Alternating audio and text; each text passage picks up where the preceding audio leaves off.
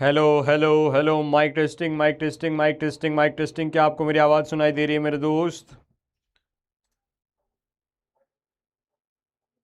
आपको मेरी आवाज़ सुनाई दे रही है? Motion in straight line lecture number 2, इसको चेंज करना है, ठीक है? बाद में भूलना नहीं। Motion in plane lecture number 2, ठीक है? हाँ, hello hello hello, mic testing. Correct correct correct, ठीक है ठीक है ठीक है। Audible audible. Hello everyone, this is Ravivan Raj. स्वागत करता हूं आप सभी का नेक्स्ट ओवर की शानदार बैच निर्भय में। जी हां, मिटा दो सारे भय, क्योंकि आ चुका है निर्भय। तो बेटा आज एक और नई स्लाइड हमारे साथ जुड़ चुकी है। भले ही मतलब आप जिस क्लास से ज्वाइन हुए हो उस क्लास में नीचे motion in straight line lecture number 2 लिखा हुआ था, लेकिन हमारे बच्चे ने अच्छे से पकड़ लिया कि आज का सेशन है वो मोशन इन प्लेन का लेक्चर नंबर 2 है, मोशन इन स्ट्रेट लाइन का नहीं है। तो उन्होंने पहले से ही एक स्लाइड बना के दे दी है motion in plane lecture number 2 के लिए। तो स्वागत है आप सभी लाल बाल गोपाल का इस शानदार से जानदार से वजनदार सी बैच निर्भय में। बेटा तो कैसे हो गोलू भाई? और एक प्यारी सी लाइन लिखी है, thank you for teaching us like a friend not as a teacher. बेटा टीचर टीचर ही होता है, एक्चुअली में वो दोस्त बनने की कोशिश करता है और कुछ हद तक वो दोस्त बन भी जाता है, लेकिन अल्टीमेटली गोल उनका सेम ही रहता है। तो टीचर भी एक बड़ी पोस्ट है, उनको ऐसा मत सोचो कि like a friend like a teacher, both equal. ठीक है, ग्रेट। किन्होंने बनाया है ये? सौम्या जी ने बनाया है, ठीक है, बहुत बढ़िया, थैंक यू बेटा, थैंक यू थैंक यू। बाकी हमारे पास 2-3 स्लाइड्स और प्यारी प्यारी सी है। हाउ इज द जोश, स्वागत करते हैं लाल बाल गोपाल का मिश्रा जी की तरफ से। कौन से मिश्रा जी है ये? अभिज्ञान मिश्रा जी। और ये पुरानी एक स्लाइड जो बनाई गई थी प्रियंका प्रारंभियन के द्वारा। ओके, तो ये पूरा का पूरा प्लान, मतलब जो भी बच्चा था वो एक बार बता दे अपना नाम यहां पर है कि नहीं है वो। मैं बहुत बढ़िया हूं, मैं बहुत बढ़िया हूं। फर्स्ट क्लास नहीं है बेटा, ये हमारी तीसरे चैप्टर की सेकंड क्लास है, मतलब तीसरे चैप्टर का लेक्चर नंबर 2 है। ओके ठीक है, मोशन इन प्लेन हम पढ़ रहे थे दोस्त, याद है क्या? तो उसी मोशन इन प्लेन में एक बड़ा सा टॉपिक था प्रोजेक्टाइल मोशन। एक बात मुझे बताओ, हम साथ साथ मैच कर रहे हैं ना स्पीड? ऐसा नहीं है ना कि मैं बहुत तेज चल रहा हूं या बहुत स्लो चल रहा हूं, हम साथ साथ है ना? क्या हम साथ साथ है कि नहीं है? क्या हम साथ साथ हैं कि नहीं है? मतलब आप मेरे साथ साथ ही हो ना, जो भी पढ़ाया जा रहा है उसमें, जो भी पढ़ाया जा रहा है उसमें आप मेरे साथ साथ हो या नहीं हो?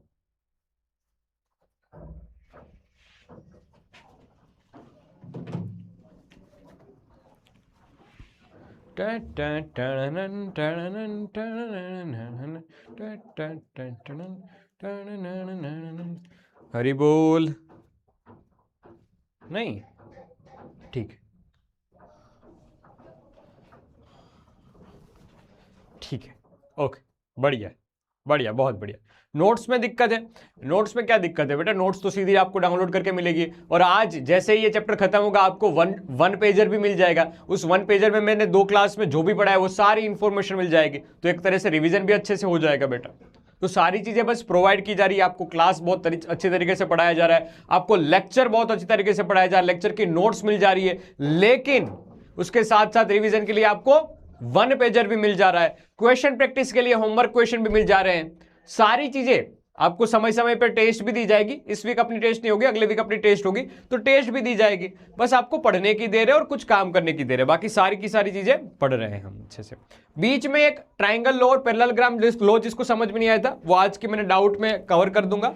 और आज जो हम मोटा मोटा पार्ट पढ़ने जाएंगे वो इसी प्रोजेक्टाइल मोशन से जुड़ा हुआ है, बहुत छोटा सा सेशन है। प्रोजेक्टाइल मोशन का पार्ट अब बचा है और यूनिफॉर्म सर्कुलर मोशन बचा है, और इसमें एक डेरिवेशन ही है बस। तो दोस्त प्रोजेक्टाइल मोशन का बड़ा पार्ट हमने देख लिया था कि किसी भी ऑब्जेक्ट को ऐसे कोई वेलोसिटी देके, किसी एंगल पे वेलोसिटी देके ड्रंग करेंगे तो बेटा ये ऊपर जाता है, फिर धीरे धीरे धीरे धीरे नीचे आता है, और साइमल्टेनियसली वो साथ साथ आगे भी बढ़ता है। ओके, मोशन इन प्लेन का वन पेजर आज मिल जाएगा आपको। ओके, अगेन मैं अपनी बात पे आता हूं दोस्त, अब पढ़ाने की शुरुआत करता हूं। अब थोड़ी देर अपने शांत रख बेटा, सुन मैं तुझे बात बताता हूं, अपने दिमाग को थोड़ा शांत कर और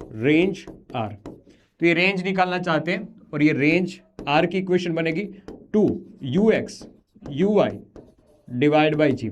इसको ऐसा भी लिखा था u square sine 2 theta divide by g. क्या तीनों फॉर्मूले याद है? किस किस को तीनों के तीनों फॉर्मूले याद थे? इस पर बेस्ड अच्छा खासा न्यूमेरिकल या एमसीक्यूज आ सकता है। बेटा लिख के दे रहा हूं बेटा, ये यहां से एमसीक्यूज या फिर न्यूमेरिकल्स पूछा जा सकता है। ठीक है, ये इक्वेशंस ध्यान में रखना, ये इक्वेशंस ध्यान में रखना। ओके, बढ़िया बढ़िया बढ़िया, बहुत शानदार बहुत शानदार। अब शुरुआत करता हूं एक क्वेश्चन से। ये क्वेश्चन का आंसर आपको देना है कि for a angles projection of a projectile at a angle 30 degree और at a angle 60 degree, horizontal range का रेशियो क्या होगा? लो बताओ, हॉरिजॉन्टल रेंज का रेशियो क्या होगा? बताओ फटाफट। बहुत अच्छा। अदिति, दिव्यांशु, दीपाली साहू, साक्षी, हिमांशी, आर्यन गुप्ता, अर्शिता नेक्स्ट टॉपर, रिया कुमारी, बहुत बढ़िया बेटा, वाह पूजा मालविया, बहुत बढ़िया।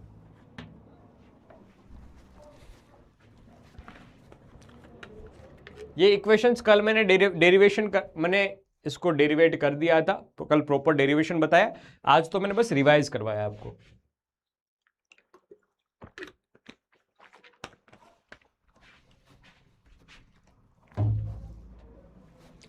टन टन टन टन टन।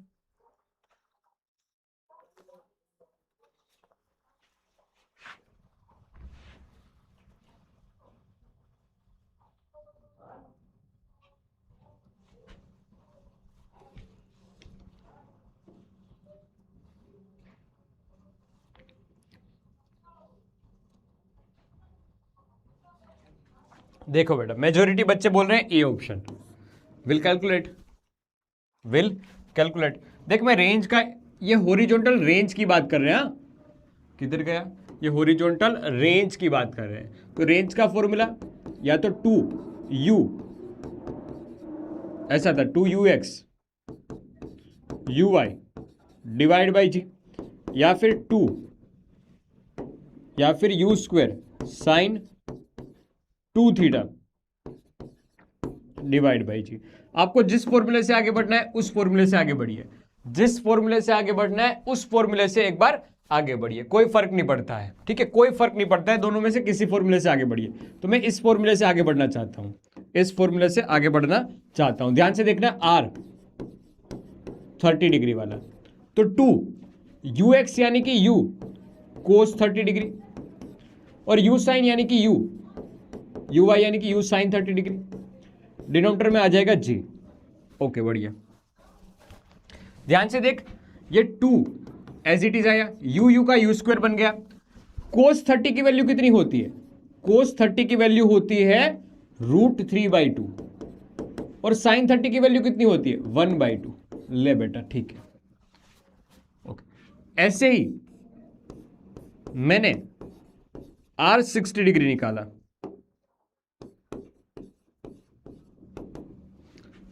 2u कोस 60 डिग्री u साइन 60 डिग्री, क्योंकि ux क्या है? ux है u कोस थीटा और uy क्या है? u sine theta. That's why I am putting this values. Okay, denominator में g आ गया, क्या रॉन्ग है इसमें? हाँ ठीक है, समझते जाना। 2u स्क्वायर कॉमन निकला, डिवाइड बाई g कॉमन निकल गया। साइन कोस 60 डिग्री 1/2 होता है और साइन 60 डिग्री √3/2 होता है। क्या आपको नहीं लगता है ऊपर वाला और नीचे वाला सेम है? ऊपर होगा नीचे सलमान, दोनों का करोगे रेशियो, क्या मिलेगा आपको? शांति, परम आनंद। बेटा सिंप्लीफाई कर ले, दिस इज 1/1। तो जो बच्चे बोल रहे थे ना 2/1, यू कैन फील मोए यू कैन, हाँ मतलब ठीक है, तुम्हें अपने आप के ऊपर शर्म आनी चाहिए। क्यों? क्योंकि मैंने बोला था कि पेन उठानी नहीं है जब तक कोई सामने क्वेश्चन ना आ जाए। तुम तो क्या है, सर ने बोला कोई पेन नहीं उठानी है, अपन पेन उठाने नहीं। सर ने बोला मतलब बोला। कोई भी क्वेश्चन आएगा भाई मुंह से आंसर देगा। कैसे आंसर देगा? मुंह से। ज्यादा से ज्यादा लॉजिकली सोचेगा। क्या लॉजिकल सोचेगा? जो आंसर सही लग रहा है बता दो। 2/1 हो सकता है। देखो एंगल की कहानी है, 30 डिवाइड बाई 60 होता है 1/2। उल्टा कर दो, 2/1 कर दो, आंसर ही तो है। क्या फर्क पड़ता है? क्या सोचा था तुमने? ए आंसर वालों, कुछ तो शर्म कर लो। ठीक है, 30 डिग्री एंगल इसलिए लेगा क्योंकि क्वेश्चन में दे रखा था 30 डिग्री एंगल, और ये 60 डिग्री एंगल। ये 300 नहीं है, 30 डिग्री। हाँ, ये 300 नहीं है, ये 30 डिग्री और 60 डिग्री एंगल है। ये 30 डिग्री और 60 डिग्री एंगल है। ठीक है, अब देखना, मैं आपको एक रिलेशन बताना कि अगर 30 डिग्री और 60 डिग्री लेते हैं ना तब भी सेम रिजल्ट मिलता है। अगर आप 45 और 45 लोगे ना तब भी आपको सेम रिजल्ट, हालांकि वो तो सेम ही रिजल्ट है, लेकिन 45 और 45 के अलावा मैं एक रिजल्ट देना चाहता हूं आपको कि अगर आप 37 और 53 ये डिग्री लोगे ना तब भी आपको सेम आंसर मिलेगा। तब भी आपको सेम आंसर मिलेगा। अगर आप 40 डिग्री और 50 डिग्री ये लोगे ना तब भी आपको सेम आंसर मिलेगा। इन शॉर्ट, जब भी आप θ1 प्लस θ2 लोगे जिसका सम 90 डिग्री है, तो इन दोनों के लिए जो रेंज मिलेगी ना, range for θ1 is equal to range for θ2, कि जो भी एंगल की जिनके एंगल का सम है वो 90 डिग्री होता है, तो इन दोनों के लॉन्च एंगल, ये लॉन्च एंगल रखने पे सेम वेलोसिटी पे आपको एंगल है वो सेम मिलेंगे। ऐसा क्यों होता है? क्योंकि ऐसे एंगल को बोलते हैं कॉम्प्लीमेंट्री एंगल। देखना, पहले जो स्टेटमेंट दिया गया वो समझो कि दो projectiles having a complementary angles θ1 plus θ2 when projected from the same point और same speed, then you will found horizontal range is same. जैसे कि मैंने पहले सेम वेलोसिटी मतलब सेम स्पीड से एक को फेंका है मैंने 70 डिग्री एंगल से, 70 डिग्री एंगल से एक को मैंने 70 डिग्री एंगल से फेंका है, और सेम स्पीड से मैंने किसी को 20 डिग्री से फेंका है, 20 डिग्री से फेंका है, 20 डिग्री से फेंका है। ध्यान से देखना, 20 डिग्री से। तो दोनों का समेशन 70 प्लस 70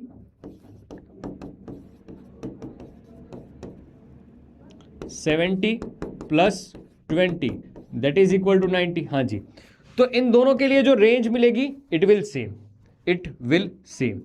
फिर कहानी, अगर मैं एक को 60 डिग्री से फेंकता हूं और दूसरे को मैं 30 डिग्री से फेंकता हूं तब भी मुझे रेंज सेम मिलेगी। ध्यान से देख लीजिए, ये R30 जो कि हमने प्रूव भी कर लिया है अभी, और R60, तो ये 60 प्लस 30 इज इक्वल टू 90। इनके लिए रेंज सेम मिलती है, इनके लिए रेंज सेम मिलती है। अगेन 45 वाला केस तो है ही है।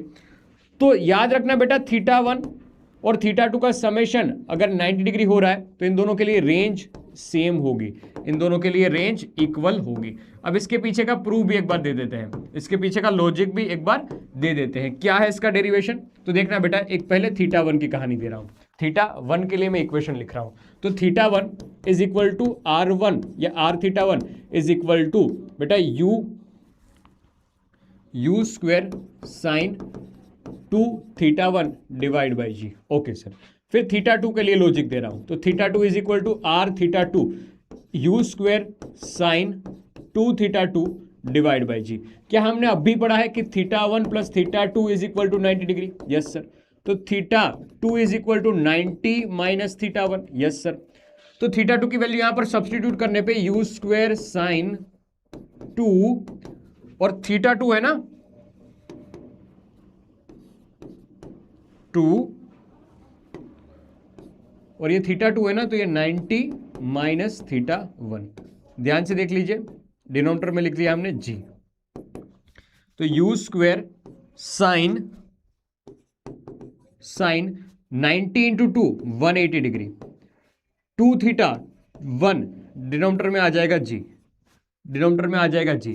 तो 180 माइनस साइन 180 माइनस ओल एस टी सी के नियम अनुसार, ओल एस टी सी के नियम अनुसार, यहां पर ओल, ये एस, ये टी सी, ओल एस टी सी के नियम अनुसार, ऑल एस टी सी के नियम अनुसार 180 माइनस कुछ होता है तो साइन में एज इट इज लिखा जाता है, तो u square sine 2 theta 1 divide by g as it is लिखा जाएगा। ये आर थीटा 2 के लिए देख ले बेटा, दोनों में इक्वेशन सेम सेम आ रही है, आर थीटा 2 और आर थीटा 1 दोनों में इक्वेशन सेम सेम आ रही है। ले बेटा, ले बेटा,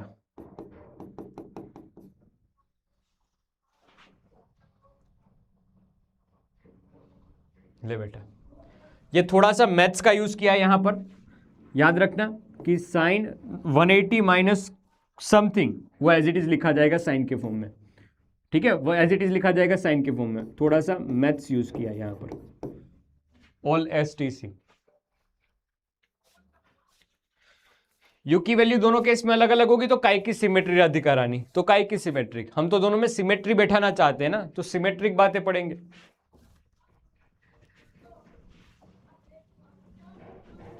कॉम्प्लीमेंट्री एंगल नाम दिया गया है ऐसे दो एंगल की जिनका बीच का सम 90 डिग्री होता हो, जैसे कि एक 30 डिग्री एक 60 डिग्री, एक 30 डिग्री एक 60 डिग्री, ठीक है, एक 37 दूसरा 53 डिग्री।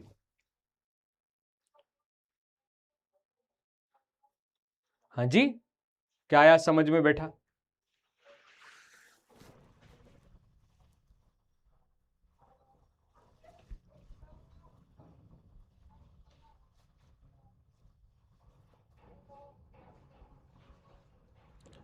अरे चिन्मय बेटा, कहां दिमाग तुम छोड़ के आते हो? 0 + 90 डिग्री तो 0 पे तो ऐसा सेम ऐसे हॉरिजॉन्टली तो फेंक रहे हो, सीधा ऐसे ही तो फेंक रहे हो।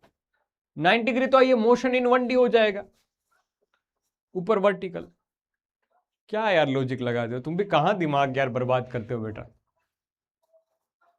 कभी कभी दिमाग में ये आता है दोस्त कि तुम दिमाग दूसरी जगह यूज करते हो या जो यूज करते हो है भी तुम्हारे पास। गजब हो यार, गजब हो यार। ओएलएसटीसी मैथ्स में हम पढ़ते थे, मैथ्स में मैंने ये बात बताई होगी, मैंने नहीं बताई होगी, कुलदीप सर या किसी ने बताई होगी, मतलब मैथ्स में आपने जहां कहीं भी पढ़ा है वहां पर ये चीज बताई होगी ओएलएसटीसी। या ना दिमाग में बैठे बेटा तो मैथ्स में मत घुसो, सीधा यहां पर याद रखो sine 180 minus something something that is as it is लिखा जाएगा, बस खत्म। हाँ श्लोक जोशी, आज ये चैप्टर खत्म हो जाएगा।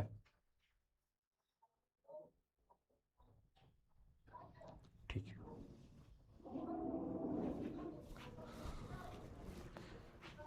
वापस बता देता हूं, मैंने आपको ये बताया कि सुन, मैंने आपको ये बताया, अभी देख तुम्हारी समस्या क्या है पता है जीवन में, तुम्हें मैं मैथ्स बताता हूं ना प्रूफ के साथ, वहां पर तुम्हें दिक्कत आती है। मैं सीधा बता दिया बेटा कि किसी इसी ऑब्जेक्ट को अगर मैंने 20 मीटर पर सेकंड से 30 डिग्री एंगल पे फेंका और 20 मीटर पर सेकंड से 60 डिग्री एंगल पे फेंकूंगा तो जो हॉरिजॉन्टल रेंज कवर होगी वो दोनों में सेम कवर होगी, बस खत्म खत्म। तो मैंने सिर्फ 30 और 60 डिग्री के लिए एग्जांपल लेके समझाया, लेकिन 30 और 60 डिग्री जैसे बहुत सारे एग्जांपल हो सकते हैं, तो उसको मैंने जनरलाइज किया है कि θ1 + θ2 = 90 डिग्री। अब θ1 और θ2 इसमें कोई भी हो सकते हैं, जैसे 70 और 20 हो सकते हैं, 60 और 30 हो सकते हैं, ऐसे 45 हो सकते हैं। तो इन दोनों के लिए रेंज की इक्वेशन सेम मिलेगी। मैक्सिमम हाइट अलग अलग हो सकती है, देखो मैक्सिमम हाइट सब में अलग अलग है, लेकिन रेंज सेम आएगी। तो रेंज क्यों सेम आएगी उसके पीछे का मैंने मैथ्स बताया, लेकिन नहीं मैथ्स क्यों बताया सर? अब मैथ्स बताया तो मैं मैथ्स में क्वेश्चन पूछूंगा भाई, प्रूफ बताया मैंने दोस्त उसके लिए, क्या यार। हाँ ठीक है, मतलब इसको शुगर, पानी, चाय, कॉफी, शुगर, मतलब तुमने जैसे भी पढ़ा हो दोस्त, लेकिन ओएलएसटीसी नाम से कुछ तो पढ़ा होगा ना दोस्त, बस तो वही यूज किया मैंने यहां पर।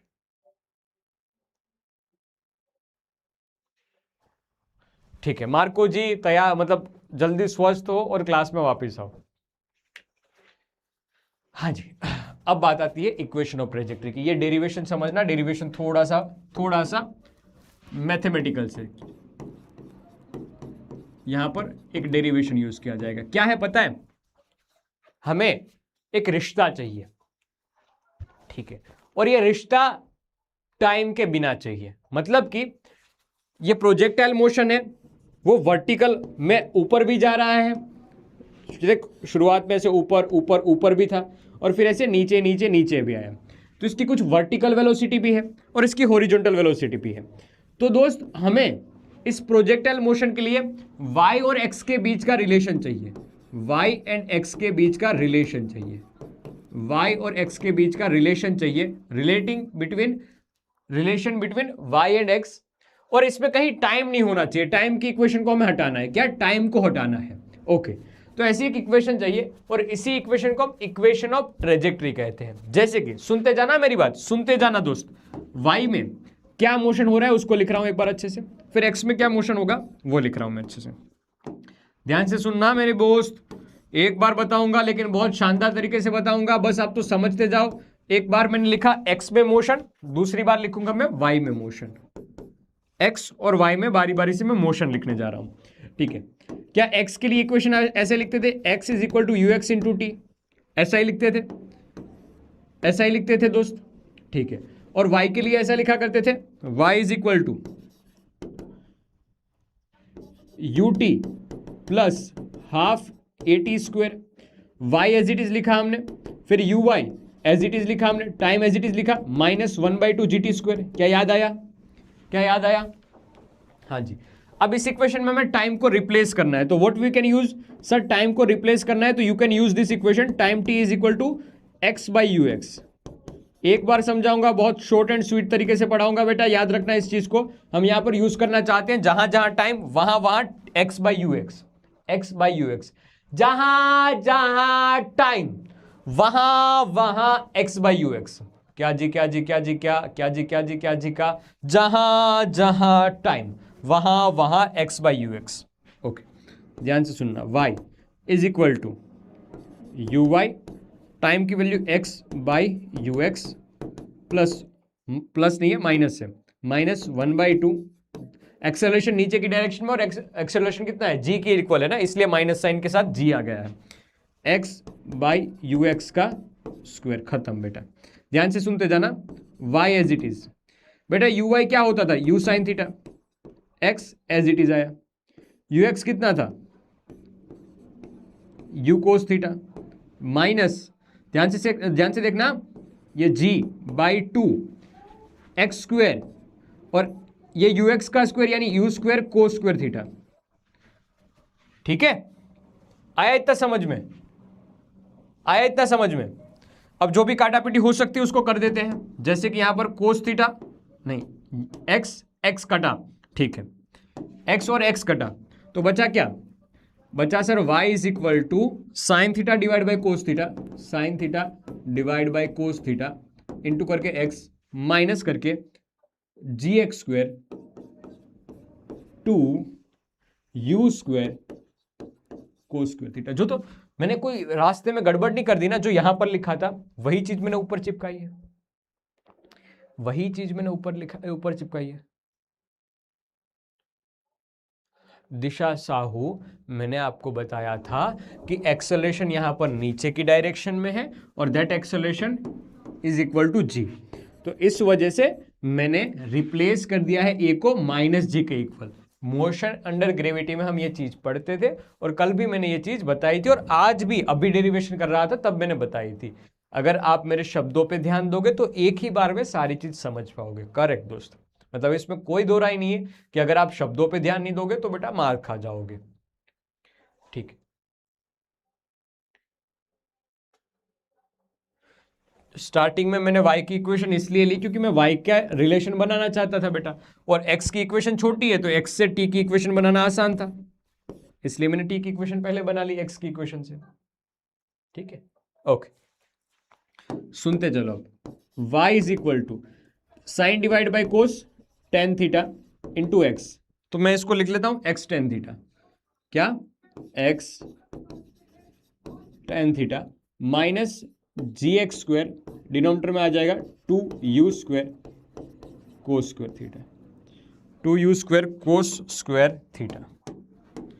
लो बेटा, क्या तुम्हें लग रहा है कि ये क्वाड्रेटिक इक्वेशन जैसा है? क्या तुम्हें ऐसा लग रहा है कि क्वाड्रेटिक इक्वेशन जैसा है? नहीं लग रहा है ऐसा? नहीं लग रहा है ऐसा तुम्हें कि एक क्वाड्रेटिक इक्वेशन जैसा है कि जैसे पहले बहुत बार इसको देखा हुआ हो, जैसे पहले बहुत बार इसको देखा हुआ हो। याद करो वो दिन जब आप क्लास 9-10 में थे। y is equal to a minus b x square, this is equation of parabola. क्या बोला?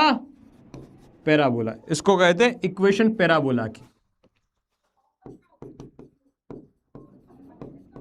Equation of parabola. क्या बोला? पैराबोला। क्या बोला रे? बोला रे, बोला क्या बोला? Equation of parabola. X tan theta is a constant, a लिख लिया। Okay, a x, sorry sorry sorry sorry sorry,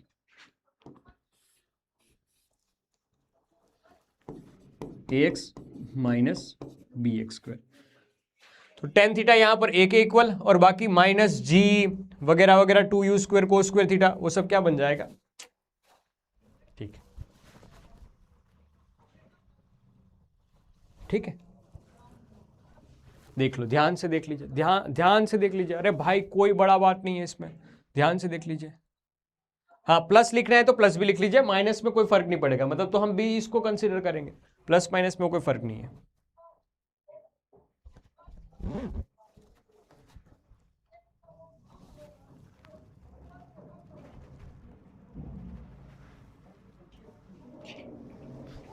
अजी बता स्वाहा।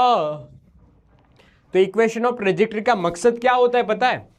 किसी की भी ट्रेजेक्टरी, मतलब उसका पाथ कैसा है, वो उसकी इक्वेशन के हिसाब से मैं आइडेंटिफाई करना है, बताना है। तो यही इक्वेशन ऑफ ट्रेजेक्टरी का काम है। हाँ,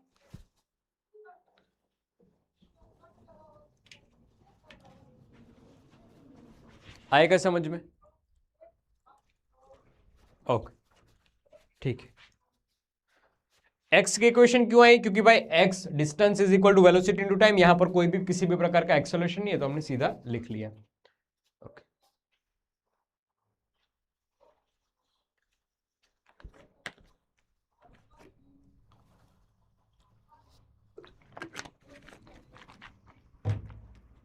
अब इसके दो इक्वेशन है। वास्तविकता में आपको यही इक्वेशन तक डील करके आना है, बी एक्स माइनस ए एक्स स्क्वायर। मैंने उल्टा लिख दिया, इसमें कोई फर्क नहीं पड़ेगा, मतलब आप इसको लिख दो, कोई फर्क नहीं पड़ेगा। बी एक्स माइनस ए एक्स स्क्वायर, ये बस एक डेटा है, बस ये एक डेटा है, ठीक है, कि इस इक्वेशन के फॉर्म में लिखा है। तो इसको बी एक्स माइनस ए एक्स स्क्वायर के फॉर्म में लिखा था, तो मैंने इस फॉर्म में कर देता हूँ, ठीक है। तो ये एक इक्वेशन पैराबोला को रिप्रेजेंट करती है। यहां तक का डेरिवेशन आप करके आना। इसी का एक एक्सटेंडेड वर्जन में आपको देके जा रहा हूं कि अगर रेंज से जुड़ा हुआ इससे कोई क्वेश्चन आ जाए तो आप इस इक्वेशन ऑफ ट्रेजेक्टरी को यूज कर सकते हो। ये भी इक्वेशन ऑफ ट्रेजेक्टरी की इक्वेशन है, इक्वेशन ऑफ ट्रेजेक्टरी है, ये भी इक्वेशन ऑफ ट्रेजेक्टरी है। मैंने बस इसको थोड़ा एक्सटेंड करके बता दिया, जिसका डेरिवेशन आपको मतलब कर सको तो कर लो, ना करो तब भी कोई बात नहीं है, ठीक है, ठीक है। अरे हटा सावन की घटा, अब तक की सारी बातें क्या हुई है स्वाहा। तो हम नए अध्याय की ओर जा सकते हैं क्या? अब नए अध्याय की ओर जा सकते हैं क्या भाई?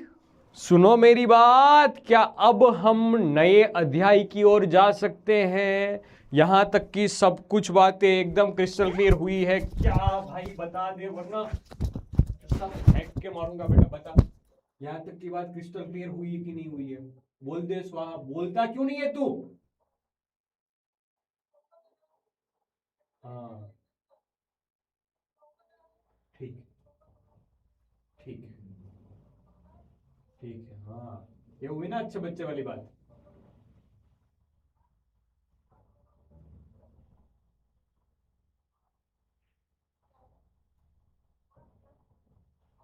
ए और बी को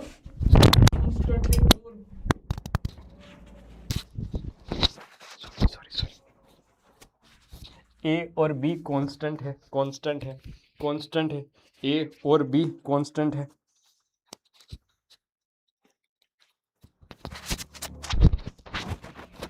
ए और बी कांस्टेंट है, ए और बी यहां पर कांस्टेंट है मेरे दोस्त।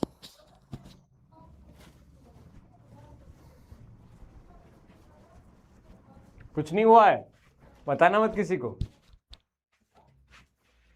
ठीक है? हाँ, ठीक है, डन। हाँ जी, हाँ अब वापिस आ जा बेटा। अब हम बात कर रहे हैं, रुक जा,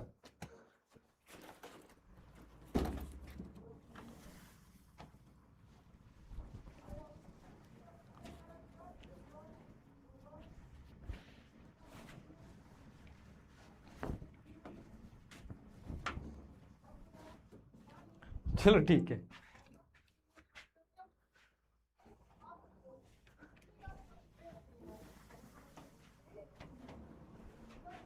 हाँ जी, बहुत बढ़िया।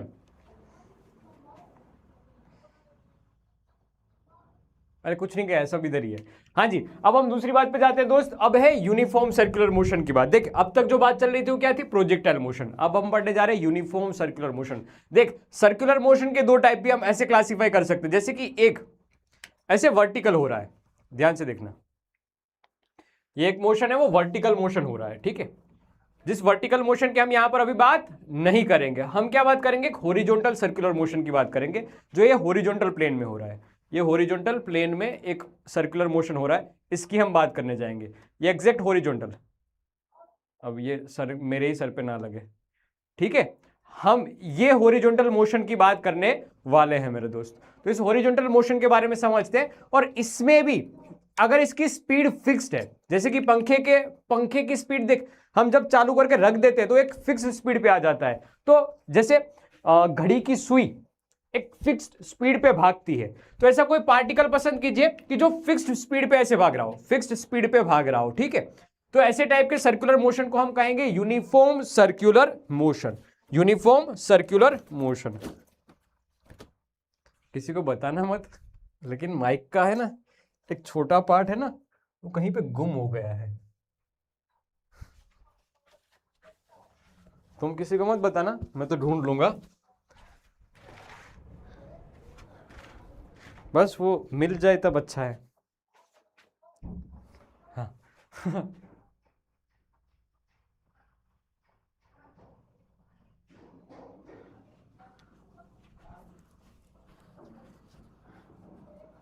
ठीक। अरे किसी ने गिफ्ट नहीं दिया भाई, बोल रहे ये वाला चश्मा किसने गिफ्ट दिया? बेटा गिफ्ट नहीं दिया, मैंने खरीदा है।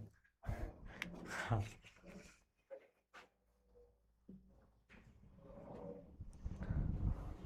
देखो मुझसे बेईमानी मत करना, तुम 45 दिन भले ही पढ़ने वालों, लेकिन हमारा सफर है वो बहुत लंबा है। हमारा सफर बेटा बहुत लंबा होने वाला है। तो ऐसा मत सोचना है कि 45 दिन है तो 45 दिन के बाद तो सर कहाँ दिखेंगे या हम सर को कहाँ मिलने वाले। बेटा हम लंबे समय तक साथ में रहने वाले हैं। तो बेटा ऐसा मत सोचना कि मैं कहीं चुगलखोरी कर दूंगा, बता दूंगा किसी को, फिर ऐसा हो जाएगा। हम लंबे समय तक साथ में रहने वाले हैं, ठीक है। ऐसा मत सोचो दोस्तों, अभी तो 12th पढ़ना है हमें। हाँ, तो बात कर रहे हैं कि क्या होता है यूनिफॉर्म सर्कुलर मोशन। अगर 3 मार्क्स में सीधा सीधा क्वेश्चन पूछ ले कि यूनिफॉर्म सर्कुलर मोशन क्या होता है, कैसे लिखे जाएंगे, तो इसके पॉइंट समझना बेटा। कि पहले तो डेफिनेशन अच्छी प्यारी तरीके से लिखो, जो हमने समझा है उसी हिसाब से। ओके, कि an object is a circular path, जो सर्कुलर पाथ पे घूमेगा ऑब्जेक्ट, ठीक है, विथ अ कांस्टेंट स्पीड। इसकी स्पीड बेटा फिक्स्ड है और डायरेक्शन कंटिन्यूअसली चेंज होगी। वो तो सीधी सी बात है ना, क्यों? क्योंकि देख ये सर्कुलर मोशन अगर कर रहा है बॉल, ये बॉल है वो एक r डिस्टेंस पे से सर्कुलर मोशन कर रहा है, तो इसकी जो वेलोसिटी होती है वो क्या रिप्रेजेंट करेगी, मतलब जिस भी डायरेक्शन में, अगर यहां पहुंचा है तो वेलोसिटी ऐसे होगी, यहां पहुंचा है तो वेलोसिटी ऐसे होगी, अगर वो यहां पहुंचा है तो वेलोसिटी ऐसी होगी, अगर ये पार्टिकल यहां पर पहुंचा है तो वेलोसिटी ऐसी होगी। मतलब कि उसकी टेंजेंट की डायरेक्शन में वेलोसिटी होती है। क्या होती है? टेंजेंट की डायरेक्शन में वेलोसिटी होती है। तो याद रखना बेटा कि यहां पर वेलोसिटी वो कंटिन्यूअसली चेंज करती रहती है, स्पीड कांस्टेंट है। यूनिफॉर्म सर्कुलर मोशन की बात करो तो स्पीड कांस्टेंट, यूनिफॉर्म की बात करो तो इसकी स्पीड या वेलोसिटी का मैग्नीट्यूड कांस्टेंट होता है। ओके सर, वेलोसिटी की डायरेक्शन कंटिन्यूअसली चेंज करती है। ओके, क्यों चेंज करती है? क्योंकि वेलोसिटी की डायरेक्शन एक्चुअली हम टेंजेंट से देते हैं, और वो है भी सही कि अगर मैं किसी भी पॉइंट पे अगर इसको छोड़ दूंगा तो ये कौन सी डायरेक्शन में, जैसे कि इसको छोड़ दूं अभी, तो कौन सी डायरेक्शन में भागेगा? जहां पर इसका टेंजेंट जा रहा होगा उस डायरेक्शन में ये भाग निकलेगा। हाँ हाँ, तो ये टक करके टेंजेंट की डायरेक्शन में जाएगा। ओके, तो इसलिए बताएंगे कि हम इसका जो टेंजेंट है वो डायरेक्शन देगा वेलोसिटी की। ओके, इसमें देख सुन मेरी बात, वेलोसिटी कांस्टेंट है क्या? कोई पूछे कि uniform circular motion velocity is constant, it's a true और false? Give me answer, velocity is constant और नॉट? फटाक से, in uniform circular motion velocity is constant, बताओ मुझे, इट्स ट्रू और फॉल्स? इट्स ट्रू और फॉल्स? इट्स ट्रू और false?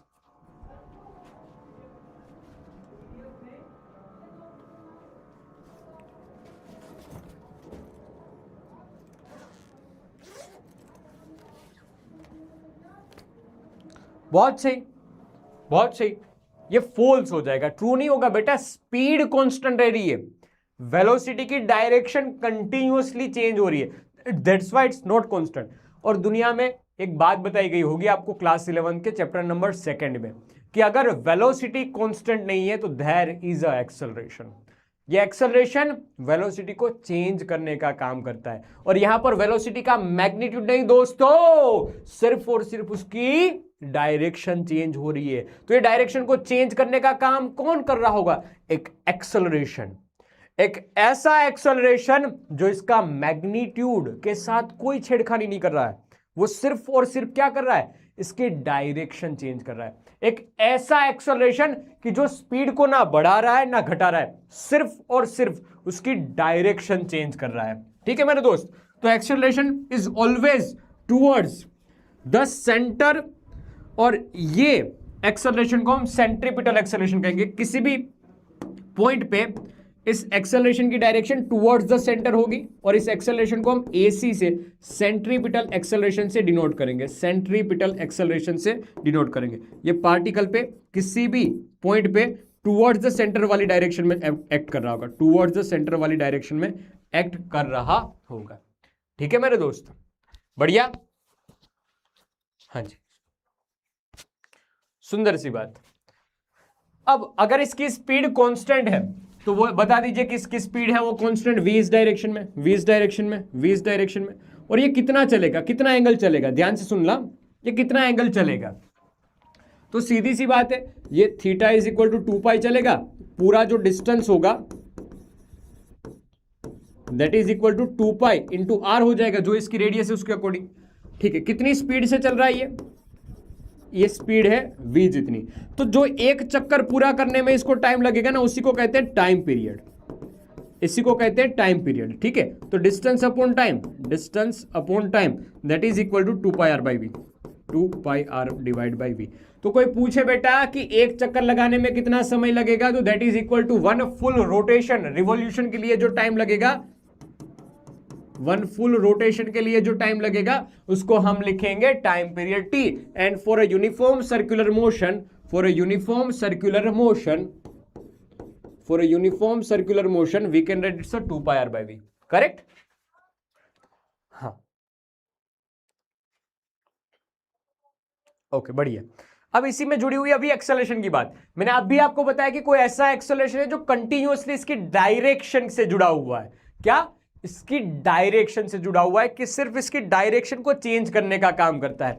कौन सी डायरेक्शन में ये acceleration? Sir towards the centre है ये एक्सेलरेशन, ये टुवर्ड्स द सेंटर है, ये टुवर्ड्स द सेंटर है, ये टुवर्ड्स द सेंटर है,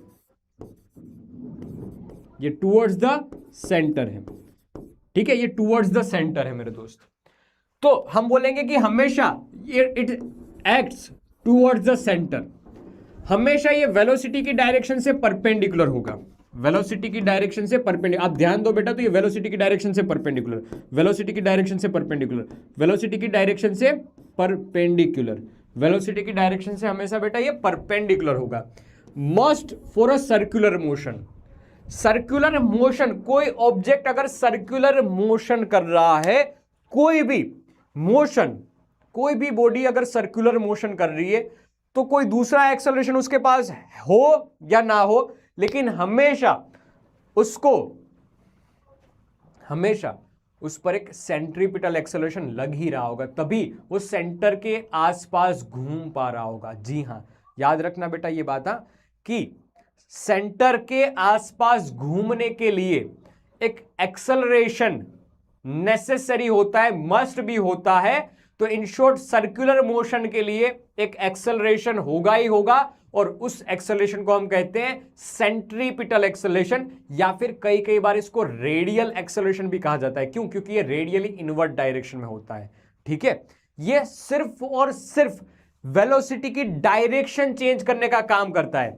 जैसे कि बेटा ये नीचे ऊपर ऊपर नीचे नीचे, ये सिर्फ घुमाने का काम करता है। इसका काम नहीं है स्पीड या फिर वेलोसिटी के मैग्नीट्यूड को चेंज करना, ये सिर्फ और सिर्फ डायरेक्शन को चेंज करता है, वेलोसिटी की डायरेक्शन को चेंज करता है। यही इसका काम है, यही इसका काम है। इसका फॉर्मूला, सेंट्रीपिटल एक्सेलरेशन का फॉर्मूला होता है v²/r। थोड़ी देर के लिए याद रख, अभी मैं इसको डिराइव करके भी दूंगा। ठीक है, थोड़ी देर के लिए याद रख, मैं अभी डिराइव करके भी दूंगा, अभी ये फॉर्मूला डिराइव करके भी बताऊंगा, v²/r। ठीक है, बढ़िया।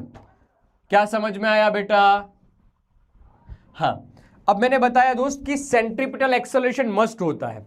आपको याद है कि एक्चुअल में है ना, मतलब मैं थोड़ा काइनेमेटिक्स के हट से बात करूं तो एक्चुअली में force is equal to mass into acceleration. तो ये जो सेंट्रीपिटल एक्सेलरेशन होता है ना, वही कोज होता है, वही कोज होता है सेंट्रीपिटल फोर्स का, सेंट्रीपिटल फोर्स का। तो एक्चुअली में तो एक्ट करता है वो सेंट्रीपिटल फोर्स करता है। एक्चुअली में जो फोर्स एक्ट करता है वो सेंट्रीपिटल फोर्स एक्ट करता है, कि ये सेंट्रीपिटल फोर्स है जो कोई भी ऑब्जेक्ट को सर्कुलर मोशन में घुमा रहा है। जैसे कि मेरे पास ये ऑब्जेक्ट है, मेरे पास ये ऑब्जेक्ट है, मैं कब से इसको घुमा रहा हूं बेटा, ये लड़की भी वैसे गोला घुमा रही है। तो एक्चुअली में हाथ तो लड़की के और उसी के धागे की वजह से घूम रहा है, लेकिन टेंशन फोर्स है जो यहां पर सेंट्रीपिटल फोर्स का रोल प्ले कर रहे हैं। अगर कोई कार सर्कुलर पाथ पे घूम रही है तो वहां पर फ्रिक्शन फोर्स है, वो सेंट्रीपिटल फोर्स का रोल प्ले कर रहा है, और जिसकी वजह से सेंट्रीपिटल एक्सेलरेशन एक्ट कर रहा होगा। ये इस वाले केस में देख ला, रोलर कोस्टर वाले पार्ट में हम बता सकते हैं कि mg की वजह से सेंट्रीपिटल फोर्स प्रोवाइड किया जा रहा है या नॉर्मल फोर्स की वजह से। ओके, इन दोनों का कॉम्बिनेशन हो सकता है। फिर बात आती है कि सन के अराउंड अर्थ भी तो चक्कर काट रही है, वो भी तो एक तरह से सर्कुलर मोशन ही तो कर रही है।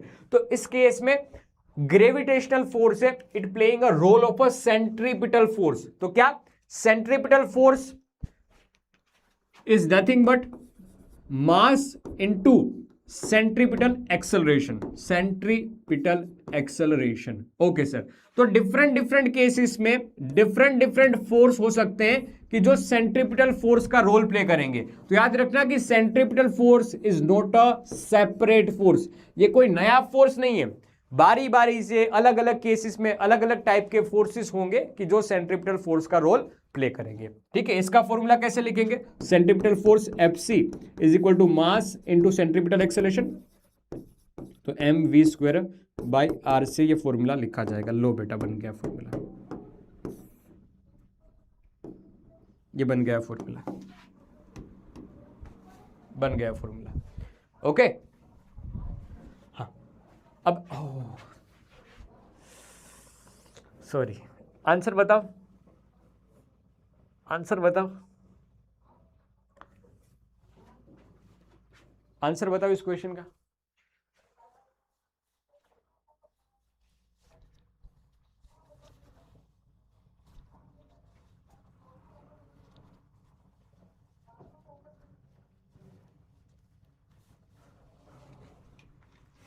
जलज जलज द्विविधि पहले से है।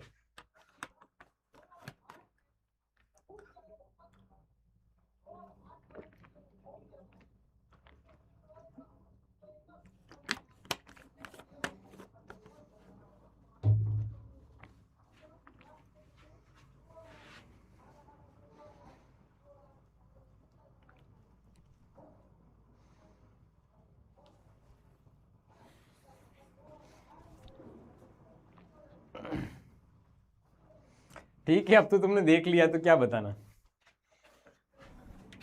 भाई। वेलोसिटी तो कांस्टेंट होगी ही नहीं, एक्सेलरेशन कांस्टेंट हो सकता है लेकिन उसकी भी डायरेक्शन फिक्स नहीं है बेटा। यहां पर किसी की भी डायरेक्शन फिक्स नहीं है बेटा, यहां पर किसी की भी डायरेक्शन फिक्स नहीं है, कोई किसी को छोड़ के।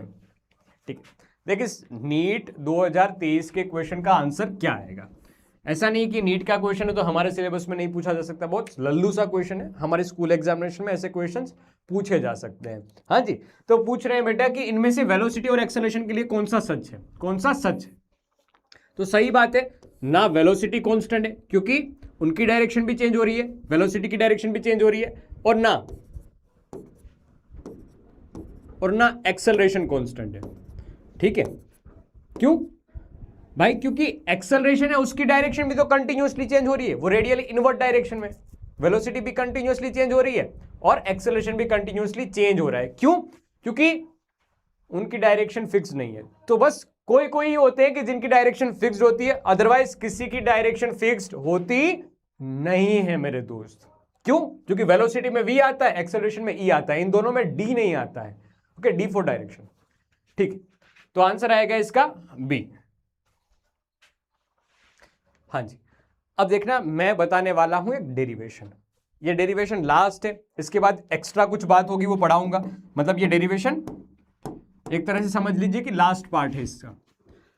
समझ रहा है इस बात को कि कोई सर्कुलर मोशन, कोई पाथ पे ये सर्कुलर मोशन हो रहा है, कोई पार्टिकल है वो ऐसे सड़क सड़क सड़क सड़क सड़क सड़क सड़क सड़क यहां से नीचे जा रहा है। ध्यान से देखना,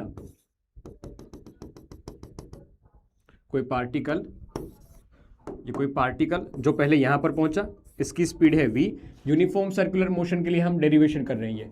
ये भी एक डेरिवेशन है जो बहुत आईएमपी है।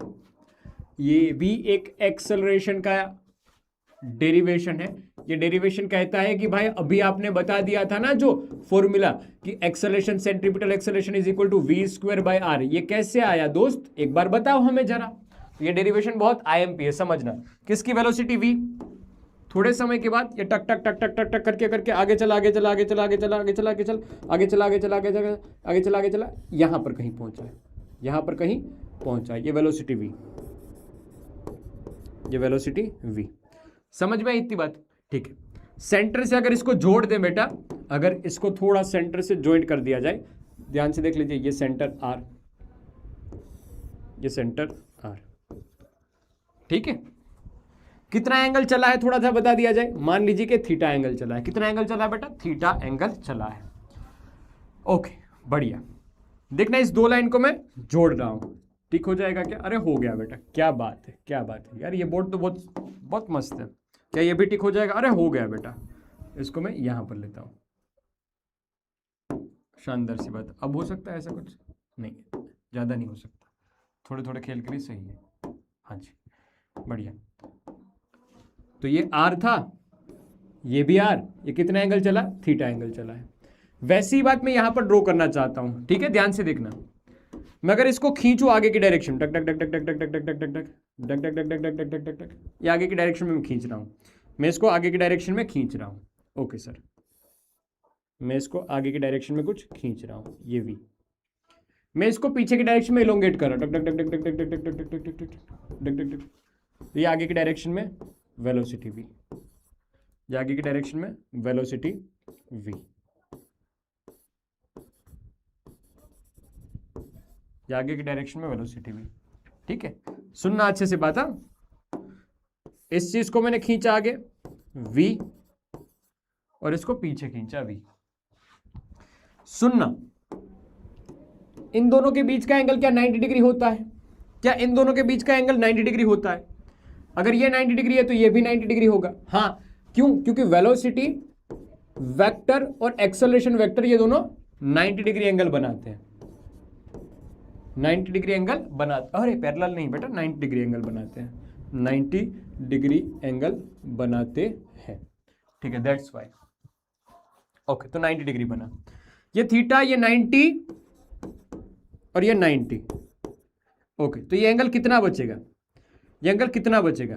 तो चारों के चारों एंगल का सम, मतलब मैं इसको थोड़ी देर के लिए 5 बोल दूं, तो सभी के सभी एंगल का सम कितना हो जाएगा? 5 plus theta plus 90 plus 90 plus 90 is equal to 360 degree. तो 90 90 180 उसमें से माइनस हो जाएगा, तो ये 5 की वैल्यू आ जाएगी बेटा। ध्यान से देखना बेटा, तो ये आ जाएगा 180 माइनस करके थीटा। तो 5 यानी कि है 180 minus theta, 180 minus theta, 180 minus theta. अगर ये 180 माइनस थीटा है तो बचा हुआ जो एंगल होगा, क्या वो थीटा हो जाएगा? क्या वो थीटा हो जाएगा? हाँ, ठंड लग रही है, सही बात है, लेकिन छोड़ो, कोई बात नहीं। क्या यहां तक की बात समझ में आई मेरे दोस्त? एंगल की कहानी समझ में आई है आपको या नहीं समझ में आई है बॉस? श्लोक जोशी पढ़ने में ध्यान दे। भाई साहब बताओगे क्या?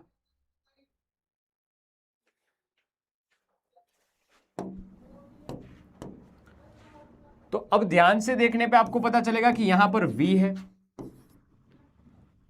ऐसे यहां पर V है, दोनों के बीच का एंगल बनने वाला थीटा है। दोनों के एंगल, ये बनने वाला एंगल कितना है? थीटा है।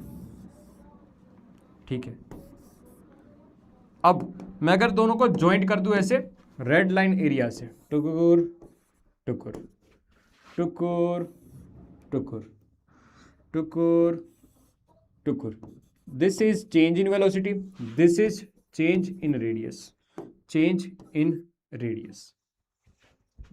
अरे रेडियस ना, रेडियस के लिए आर लिखेंगे। क्या किया हमने भाई? हमने वेलोसिटी को एक्सटेंड किया, इस वेलोसिटी को एक्सटेंड किया जब वो थीटा चल चुका है तब, फिर आर आर रेडियस वाले का ग्राफ ड्रॉ किया, फिर वेलोसिटी वेलोसिटी वाले का ग्राफ ड्रॉ किया। बस एंगल की कहानी थोड़ी सी समझी कि थीटा एंगल चला है, ये एंगल 90 डिग्री, ये एंगल 90 डिग्री। क्यों? क्योंकि वेलोसिटी और एक्सेलरेशन दोनों के बीच का एंगल कितना होगा? 90 डिग्री। एक्सेलरेशन कौन सी डायरेक्शन में होगा? एक्सेलरेशन एक्चुअल में इसी डायरेक्शन में तो होता है, रेडियस की डायरेक्शन में, रेडियस की डायरेक्शन में। हाँ जी, तो ये 90 degree, that's why it's a 90 degree. Okay, बढ़िया सर। फिर एक्सेलरेशन की वैल्यू एक्चुअल में होती क्या है? Change in velocity divide by velocity, change in velocity divide by velocity. Okay, अरे सीधी सी बात है ना, ये पूरा का पूरा 180 डिग्री होगा, तो ये 180 माइनस थीटा है, ये 180 माइनस थीटा है, तो ये एंगल कितना बन जाएगा? सीधा थीटा बच जाएगा। बस ये अगर 180 माइनस 70 है तो ये एंगल कितना हो जाएगा? 70 हो जाएगा। बस सिंपल सी बात। ओके,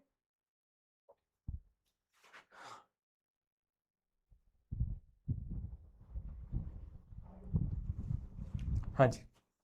अब देखो, आपको पता चलेंगे कि ये दोनों ट्रायंगल है वो यहां से सिमेट्रिक है। कैसे सिमेट्रिक है? देख, एंगल एंगल जो ये चेंज इन वेलोसिटी वाले वेलोसिटी, मतलब आप इन दोनों का रेशियो लोगे, एंगल साइड, ये देख दो साइड सेम सेम, दो side same same, angle same same, angle same same, तो इन दोनों का रेशियो लोगे। जैसे कि मैंने लिखा है इस साइड से delta v divide by v is equal to, या ऐसे देखना ध्यान से, ये डेल्टा वी डिवाइड बाई इसका delta r is equal to, इस साइड से लिया मैंने v और ये r, ठीक है, इस साइड से लिया मैंने v और ये r।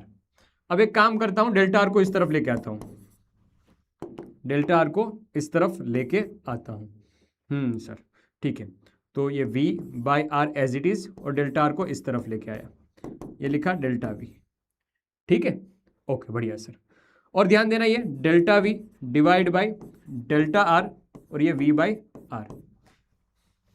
अरे ठीक, मतलब एक ही चीज़ है, बस मैं चाहता हूं कि इसको और अच्छे से लिखो, और अच्छे से लिखो। तो डेल्टा वी को एक साइड लिखा है, बाकी डेल्टा आर इस तरफ लेके गए, तो delta r v by r. Okay, मैं चाहता हूं कि इसको डिवाइड कर दीजिए टाइम से, टाइम से इसको डिवाइड कर दीजिए। तो मैंने टाइम से दोनों तरफ डिवाइड कर दिया है। देख, दोनों तरफ से मैंने टाइम से डिवाइड किया है, ऐसा नहीं कि एक और से किया है, दोनों तरफ से मैंने टाइम को टाइम से डिवाइड कर दिया, चेंज इन टाइम से डिवाइड कर दिया है। हाँ, 180 से डिवाइड कर दिया है। तो जैसे ही मैंने 180 से डिवाइड किया, change in velocity divide by velocity, this is nothing but it's acceleration. यहां पर delta R by delta T, ये क्या हो जाएगा? v, ये क्या हो जाएगा? v, तो ये v बाय आर। तो आपके पास सेंट्रीपिटल एक्सेलरेशन का फॉर्मूला मिलेगा v square divide by r. ले बेटा, फॉर्मूला बन गया, centripetal acceleration v square by are.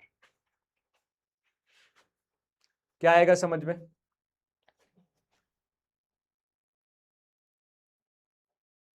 ये डेरिवेशन आईएमपी है दोस्त, पूछी जा सकती है, पूछी जा सकती है डेरिवेशन। जो काम की बात थी वो मैंने बता दी, अदरवाइज जो इंपॉर्टेंट पॉइंट्स थे वो शब्दों में लिख सकते हो कि हमने यहाँ पर दो ग्राफ ड्रॉ किए हैं, उस दो ग्राफ हमें सिमेट्रिक दिखाई दे रहे हैं, सिमेट्रिक दिखाई दे रहे हैं, उस वजह से हम बता सकते हैं कि दोनों का रेशियो लेने पे ये चीज मिलेगी। बस खत्म, बस खत्म। एंगल लिखा, एक आर का ग्राफ ड्रॉ किया, एक वी का ग्राफ ड्रॉ किया। अब थोड़ा सा इसको, आप नहीं जा रहा है ये, लेकिन अगर थोड़ा सा इसको सिंप्लीफाई करके, नहीं, हाँ नहीं जाएगा ये, क्योंकि ये स्लाइड पे है ना, अगर बोर्ड पे होता तो हो जाता। थोड़ा सा इसको सिंप्लीफाई करके एग्जैक्ट इस फॉर्मेट में रखोगे ना तो ये सिमेट्रिक दिखेंगे, तो ये सिमेट्रिक दिखेंगे। थोड़ा सा इसको ऐसे रोटेट करके सोचो तो ये सिमेट्रिक दिखेंगे, या फिर इसको टेढ़ा करके देखो तो दोनों सिमेट्रिक दिखेंगे। बस बस खत्म।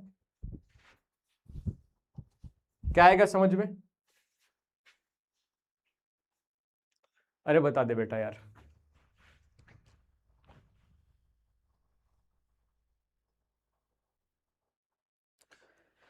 देख Priyanshu Bhattacharya, uniform circular motion बस 4 स्टेप में खत्म हो गया है। एक डेरिवेशन था जो थोड़ा सा कॉम्प्लिकेटेड था, तो वो डेरिवेशन मैंने आपको समझाया है, ठीक है।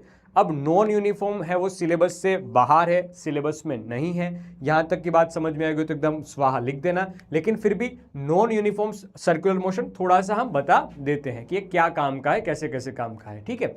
तो नॉन यूनिफॉर्म सर्कुलर मोशन में क्या होता है कि भाई स्पीड, जैसे पंखा चालू किया है तो शुरुआत में धीरे दौड़ता है, शुरुआत में वो धीरे धीरे धीरे ऐसे रोटेट करता है, फिर ये तेजी से बड़ा स्पीड बढ़ाई बढ़ाई बढ़ाई बढ़ाई बढ़ाई स्पीड बढ़ाई स्पीड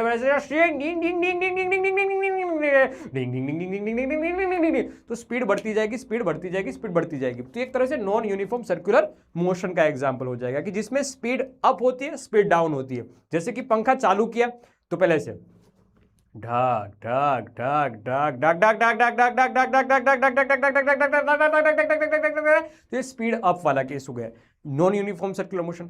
फिर कांस्टेंट स्पीड हो जाएगी तो यूनिफॉर्म सर्कुलर मोशन। वापस जैसे ही आपने स्विच बंद की, जैसे ही आपने स्विच बंद की,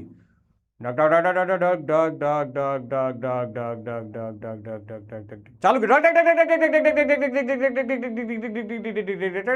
बंद की, बस खत्म खत्म। बस यही है नॉन यूनिफॉर्म सर्कुलर मोशन। अरे सिंपल कहने का मतलब बस यही है कि यहां पर स्पीड है वो कंटिन्यूअसली चेंज होती रहती है। मतलब ऐसा कि स्पीड अप भी हो सकती है, स्पीड डाउन भी हो सकती है व्हाइल इन सर्कुलर मोशन। बस अब यहां पर एक तो मस्ट फोर्स है, मस्ट एक्सेलरेशन है। ये तो मस्ट है कि कोई भी सर्कुलर मोशन हो रहा होगा तो डायरेक्शन को चेंज होने के लिए एक एक्सेलरेशन चाहिए ही चाहिए, and that acceleration is centripetal acceleration, जो हम पढ़ चुके हैं कि इसका फॉर्मूला हो जाएगा v²/r। r यहां पर रेडियस है, v वेलोसिटी है, और स्पीड को चेंज करने का काम responsible for direction, responsible for changing direction. और ये एक है टेंजेंशियल एक्सेलरेशन, इसको at से रिप्रेजेंट किया जाता है, इसको dv/dt कहते हैं। dv/dt से रिप्रेजेंट किया जाता है, क्यों? क्योंकि ये वेलोसिटी का मैग्नीट्यूड चेंज करता है। Responsible for changing magnitude of velocity, velocity के मैग्नीट्यूड को चेंज करने के लिए ये रिस्पॉन्सिबल है। याद रखना इस बात को।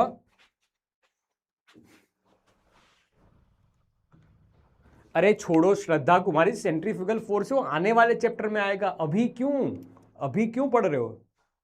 हाँ, पंखा नहीं था बेटा, वो जनरेटर था, लेकिन ऐसा कि वो पंखा पुराने जमाने का था तो कुछ जनरेटर जैसा ही काम करता है।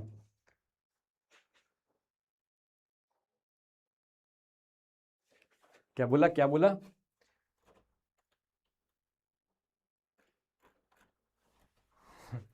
रेडियल मतलब रेडियल इनवर्ड, रेडियस की डायरेक्शन में हमेशा होता है, इसलिए रेडियली भी नाम दिया है। ओके, हाँ जी, बढ़िया, ठीक है। देखना अब है ना, मैं कुछ मोशन पैरामीटर की बात करते हैं। ये मोशन पैरामीटर रोटेशनल मोशन की नींव रखते हैं। ये जो मोशन पैरामीटर है ना, वो एक्चुअली में एंगुलर पैरामीटर से, क्या है ये? एंगुलर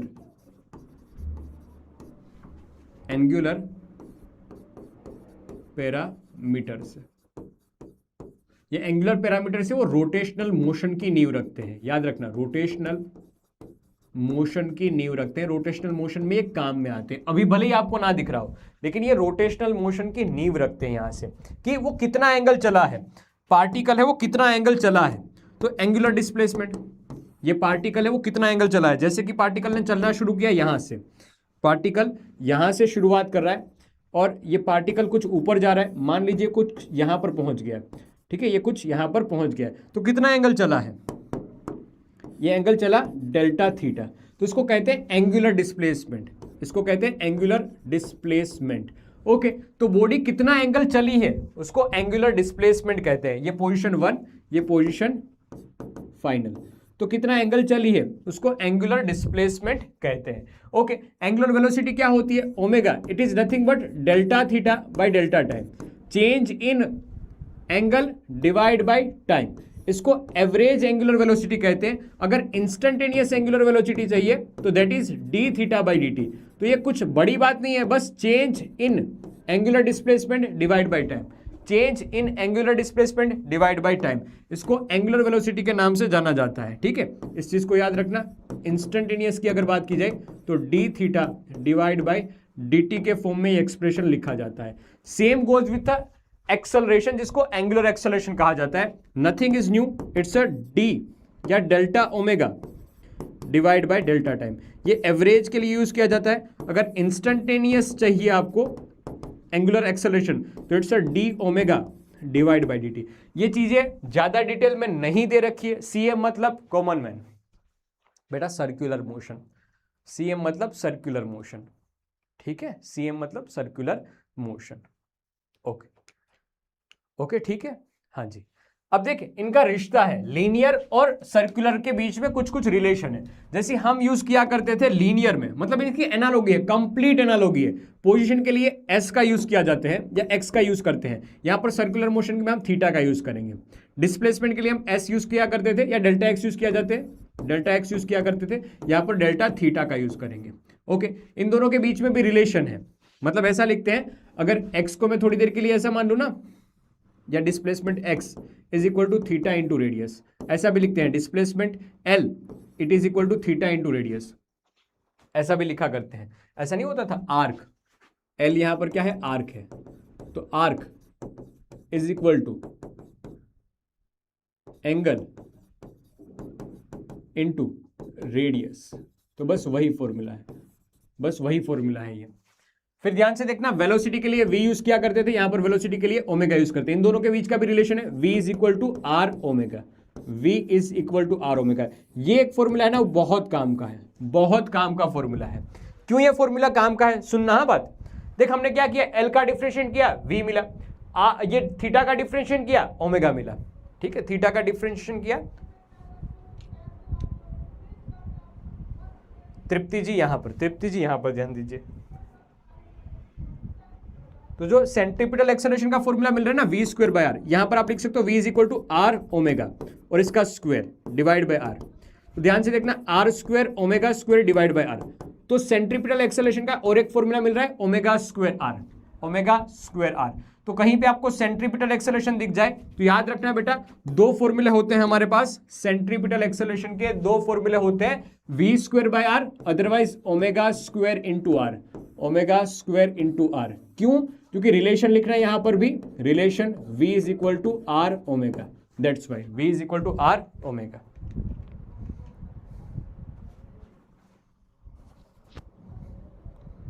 भाई यार तुम पढ़ लो बेटा यार, क्या कहाँ कहाँ की बातें कमेंट सेक्शन में लिख रहे हो।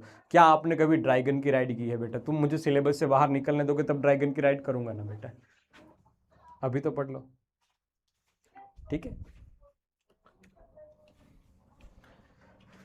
एक्सेलरेशन ए से लिखते हैं, सर्कुलर मोशन में एक्सेलरेशन अल्फा से भी डिनोट किया जाता है। इन दोनों के बीच का भी relation same, alpha is equal to r, a is equal to r alpha, a tangential acceleration is equal to r alpha,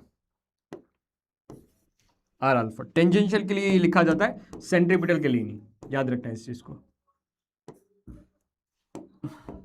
क्या आएगा इसमें, कोई एक्सप्लेनेशन नहीं है, बस समझते चलो ये दोनों के बीच का रिलेशन है। सर्कुलर मोशन मतलब ये एनालॉगी बिठाने की कोशिश किए ताकि तुम्हारे दिमाग में बात है वो थोड़ी थोड़ी बैठती जाए कि लीनियर मोशन में x यूज किया जाता है, डेल्टा x यूज किया जाता है, सर्कुलर मोशन में थीटा डेल्टा थीटा यूज किया जाता है, velocity v, angular velocity omega, acceleration a, angular acceleration alpha, दोनों के बीच का relation L is equal to theta into r या x is equal to theta into r, linear displacement is equal to angular displacement into r. फिर आएगा बेटा angular velocity into radius is equal to linear velocity, फिर tangential acceleration is equal to r alpha. खत्म बेटा, बस ये याद रखना है थोड़ा थोड़ा। सेम अगर एक्सेलरेशन कांस्टेंट है, सेम अगर एक्सेलरेशन कांस्टेंट है, तो जो भी फॉर्मूला, जो भी इक्वेशंस ऑफ मोशन बन रही थी, जो भी, ये एक्स्ट्रा बात है बेटा, ये एक्स्ट्रा बात है, ठीक है, एक्स्ट्रा बात है ये, अगेन बता रहा हूं बेटा मैं, ये एक्स्ट्रा बात है।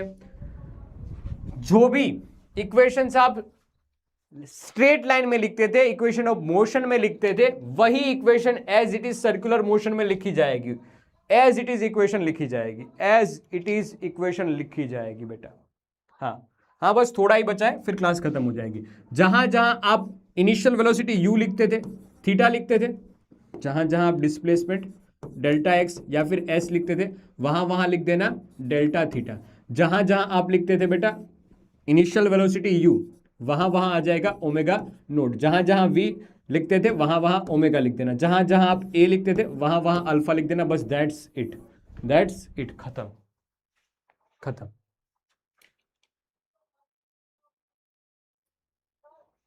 क्या नवनीत को लगता था फिजिक्स बहुत, भाई आने से पहले निर्भय फिजिक्स कोई लाइन बैच नहीं रही है, शायद मैं पढ़ नहीं पाया अच्छे से, अब चेट ऊपर चली गई, सॉरी बेटा नवनीत।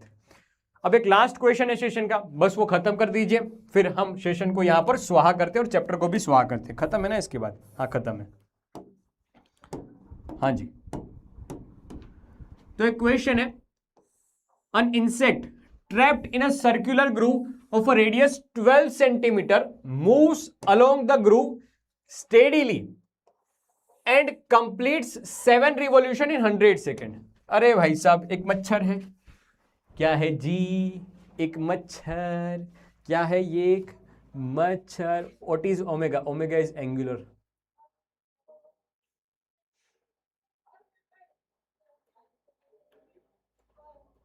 अरे प्रियांशी, वाह बेटा। मैं बता रहा हूं दोस्त, मेरी बात सुनना, कि इंसेक्ट है वो किसी ट्रैप्ड में आ चुका है। देखना सुनना, insect trapped in a circular groove. जो डिस्क नहीं चलती है, उस डिस्क के ऊपर कोई मच्छर है, कोई चीड़ा है, कोई कीड़ा है, वो ऐसे ट्रैप्ड हो चुका है। जैसे आप किसी के माया जाल में ट्रैप्ड हो चुके हो और गोल गोल चक्कर लगाते जा रहे हो, वैसे ही ये इंसेक्ट भी आपकी तरह ही ट्रैप्ड हो चुका है। अब बता दिया है कि ये 7 चक्कर लगा चुका है 100 सेकंड में।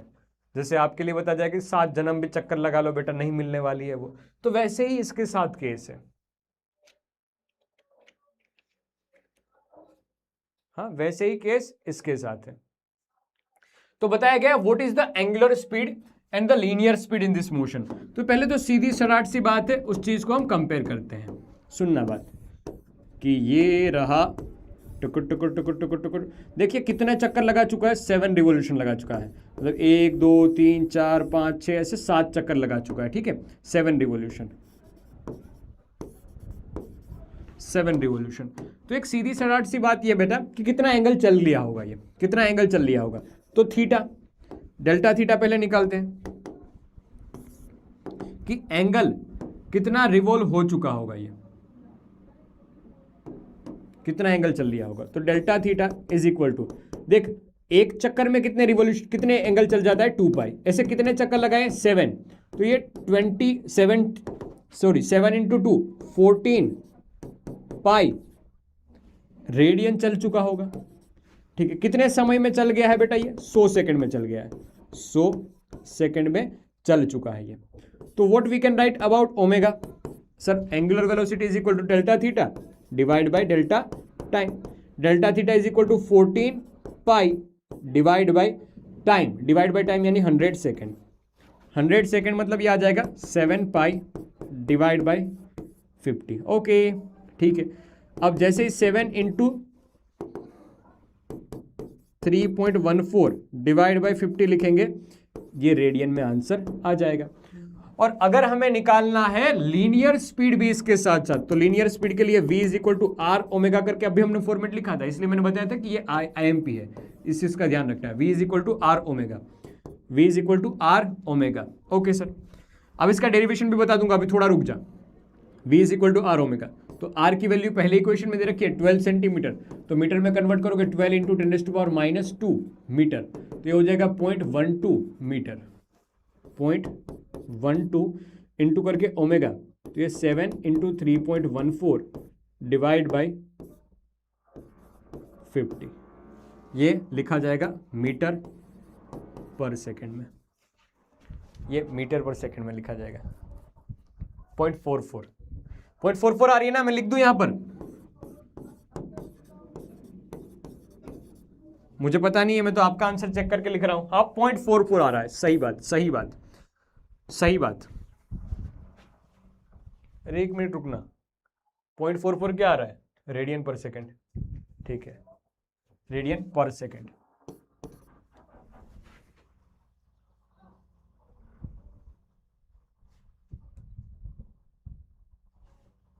जलज याद आ गया ना मुझे, मेरा नाम अब तो सीख ही जाऊंगा ना बेटा। ओके ओके ठीक है। अब कोई पूछे कि भाई ये इक्वेशन कैसे लिखी है, तो बता देता हूं बेटा। देख देख, ये आर, ये कितना चला है? ये एंगल चला है डेल्टा थीटा, ये एंगल चला है मान लीजिए थीटा, ये आर, और ये है इसकी आर्क। आर्क को लिखा है एल के फॉर्म में, आर्क को लिखा है एक्स के फॉर्म में, ठीक है। तो हम लिखते थे ना arc is equal to radius into angle, angle, तो arc is equal to x है यहां पर, रेडियस को हमने आर छोटा आर से लिखा है, यहां पर छोटा आर, और एंगल थीटा। अगर इसका डिफरेंशिएट करेंगे dx बाई dt, तो ये मिल जाएगा आर और ये d theta by d t, तो dx बाई dt वेलोसिटी और ये r d theta by d t omega, तो that's why v is equal to r omega. अगर कोई पूछ ले तो ये डेरिवेशन छोटा सा है, अदरवाइज कोई जरूरत इसकी नहीं है। अगेन ये छोटा सा एक डेरिवेशन था। फिर बताया गया है कि acceleration vector is a constant और नोट। तो हमने पहले ही बता दिया कि सर्कुलर मोशन में एक्सेलरेशन कांस्टेंट नहीं होता है। क्यों? क्योंकि कंटिन्यूअसली उसकी डायरेक्शन वेरी होती रहती है। इस पॉइंट पे टुवर्ड्स द सेंटर ऐसे, इस पॉइंट पे टुवर्ड्स द सेंटर ऐसे, इस पॉइंट पे टुवर्ड्स द सेंटर ऐसे, तो हर पॉइंट पे ऐसे towards the centre towards the centre towards the centre है। तो एक्सेलरेशन की डायरेक्शन कंटिन्यूअसली चेंज हो रही है, direction changing, that's why acceleration AC is not constant. इसका मैग्नीट्यूड कितना होगा कोई पूछ ले बेटा, तो AC is equal to V square by R के फॉर्म से निकाल सकते हो, या R ओमेगा स्क्वायर के फॉर्म से भी निकाल सकते हो। जो भी आंसर आएगा बेटा वो हम लिख लेंगे मीटर पर सेकेंड स्क्वायर में। लीजिए, ठीक है, ओके मेरे दोस्त। तो देख ले बेटा आज के सेशन में क्या क्या पढ़ा दिया है।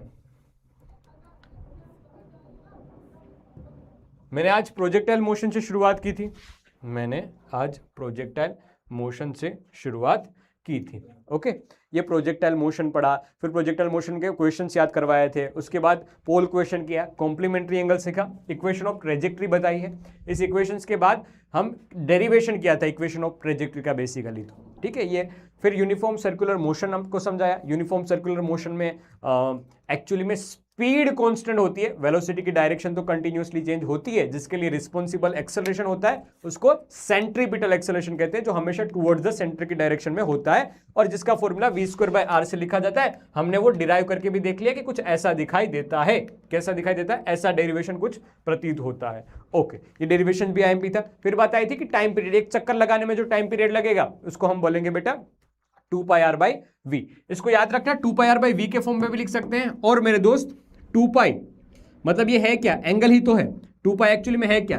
तो टाइम पीरियड को ऐसा भी लिखा जाता है 2π/r/v। ध्यान से सुनना, 2π/ω के फॉर्म में भी लिखा जाता है। टाइम पीरियड को 2π/ω के फॉर्म में भी लिखा जाता है, क्योंकि देख ध्यान से सुनना, एक चक्कर लगाने में ओमेगा यानी कि omega delta theta divide by time. अब एक चक्कर लगाने में फॉर अ वन रिवॉल्यूशन के लिए, एक रिवॉल्यूशन के लिए हम बात कर रहे हैं, तो omega as it is, theta कितना हो जाएगा? 2π हो जाएगा, और टाइम पीरियड कितना लिखा जाएगा? 2π लिखा जाएगा, तो टाइम पीरियड t लिखा जाएगा। That's why we will found t is equal to 2π/ω। और 1 अपॉन टाइम पीरियड को फ्रीक्वेंसी कहते हैं, 1 टाइम पीरियड को फ्रीक्वेंसी कहते हैं। ये भी छोटे छोटे फॉर्मूले हैं जो काम के हैं, ठीक है, छोटे छोटे फॉर्मूले जो काम के हैं। ओके, ठीक है। टाइम पीरियड की इक्वेशन लिख दोगे तो 2 पाई बाय ओमेगा, ओमेगा वापस ऊपर चला जाएगा, ठीक है, छोड़ो, मतलब यहां से एक बात लिखनी है तो ये इक्वेशन भी मिल जाएगा, omega is equal to 2 pi f. इन दोनों का यूज करके आप एक इक्वेशन मिल जाएगा, omega is equal to 2 pi f. जो एंगुलर वेलोसिटी होती है ये फ्रीक्वेंसी के 2 पाई में मल्टीप्लिकेशन में होती है, ठीक है, खत्म खत्म खत्म बेटा, ठीक है। और ये डेरिवेशन समझा था। अब इस सेंट्रीपिटल एक्सेलरेशन से जुड़ा हुआ फोर्स यानी सेंट्रीपिटल फोर्स जो हम आने वाले चैप्टर में यानी कि लॉज ऑफ मोशन में पढ़ेंगे। डेरिवेशन किया अच्छे से। नॉन यूनिफॉर्म सर्कुलर मोशन जो सिलेबस का पार्ट नहीं था लेकिन फिर भी एक हल्का फुल्का पार्ट इसका समझ लिया। फिर लीनियर, और दोस्त हमने लीनियर और एंगुलर पैरामीटर्स के बीच में रिलेशन समझा है। उसके लिए पहले हमने डिफाइन कर लिया कि एंगुलर पैरामीटर्स कैसे लिखे जाएंगे। ओके सर, फिर समझा लीनियर और एंगुलर पैरामीटर्स के बीच की कहानी को, रिलेशन को और इक्वेशन ऑफ मोशन को। एक लास्ट क्वेश्चन किया जो हमारी एनसीईआरटी में दे रखा है। अब मेरे दोस्त समझना, एक बात को अच्छे से समझना कि आज आपके पास समय है, आज मैं आधा घंटा जल्दी छोड़ रहा हूं, इसका मतलब ये नहीं कि मौज मजा करेंगे, घूमेंगे फिरेंगे, यश करेंगे।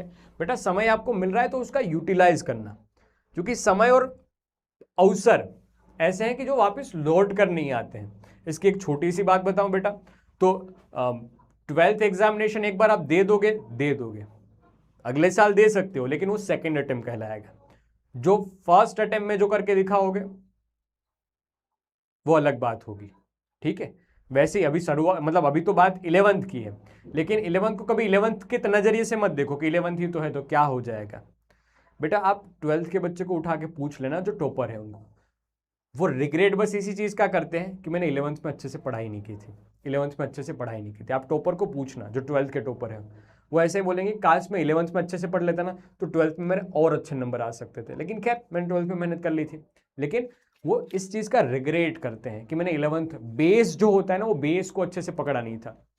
और मैं तुम्हें एक सही राय दूं ना बेटा, अभी मेरा एक एनालिसिस वाला वीडियो आएगा, तुम सुनना, आने वाले 4-5 दिन में एक वीडियो आएगा class 12th board paper analysis कि जिसमें मैंने पिछले 3-4 साल के जितने भी शायद 10 के आसपास पेपर्स हो चुके हैं, हाँ 10 के आसपास पेपर हो चुके हैं, उसका पूरा एनालिसिस में दे रहा हूँ।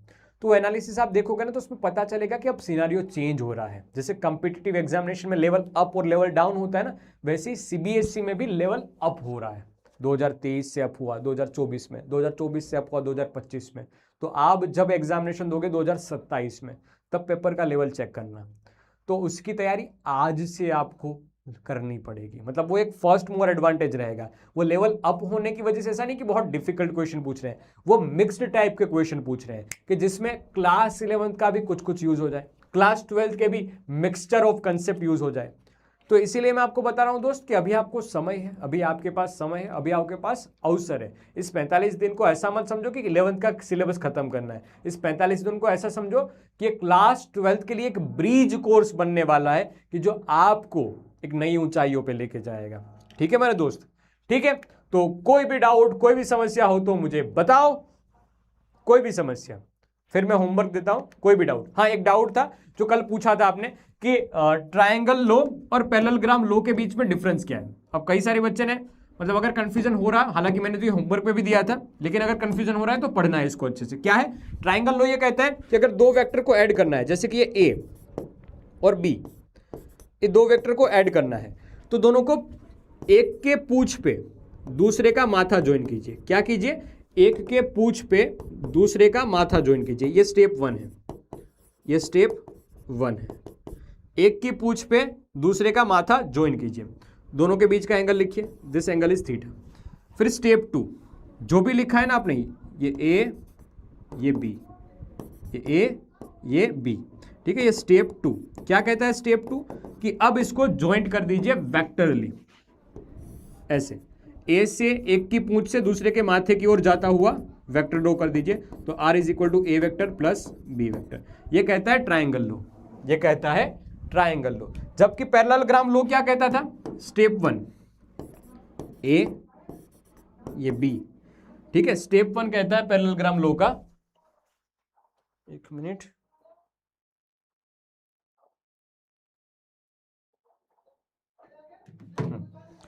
पैरेललोग्राम का स्टेप 1 कहता है कि ए से ज्वाइंट कर दीजिए, ओके। बी को पूंछ से पूंछ ज्वाइंट कर दीजिए, ये बी आ गया, ये स्टेप 1। फिर स्टेप 2,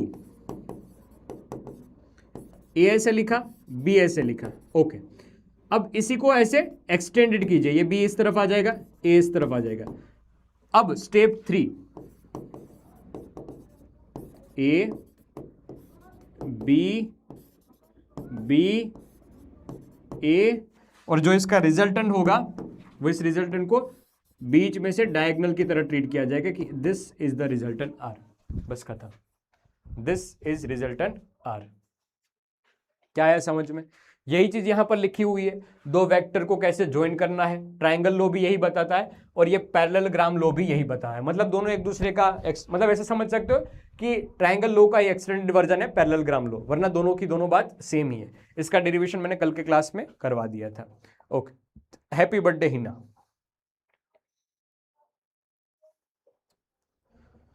ओके, अब बात यह है कि जैसे हर चैप्टर में मैं देता हूं वैसे आईएमपी क्वेश्चंस की यहां से आपकी स्कूल एग्जामिनेशन में क्वेश्चंस देखने को मिलेंगे दोस्त।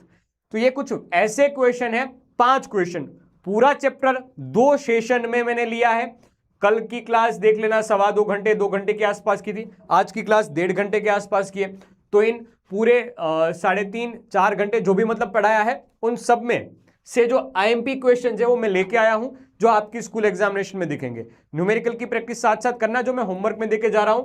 लेकिन दोस्त ये ऐसे क्वेश्चन है कि जो आपको एग्जामिनेशन में देख सकते हैं कि वेक्टर स्केलर के बीच का डिफरेंस क्या होगा, ट्रायंगल लॉ या पैरेललोग्राम लॉ से बताइए वेक्टर एडिशन कैसे होता है, प्रोजेक्टाइल मोशन क्या होता है, derive the formula for time range वगैरह वगैरह के लिए आपको इक्वेशन ऑफ प्रोजेक्टिव का डेरिवेशन पूछ सकते हैं और यूनिफॉर्म सर्कुलर मोशन का डेरिवेशन पूछ सकते हैं। ये कुछ आईएमपी क्वेश्चन है, यहां से क्वेश्चन पूछने की संभावनाएं ज्यादा होती है। इसके अलावा जो मैंने न्यूमेरिकल सिखाए, इस टाइप के numericals, as it is numerical नहीं आते फिजिक्स में, इस टाइप के न्यूमेरिकल्स आपको देखने को मिल जाते हैं। रही बात होमवर्क की, तो आज की क्लास के लिए नो होमवर्क, आपको 1 पेजर आज मिल जाएगा, उसका अच्छे से रिवीजन कर लेना।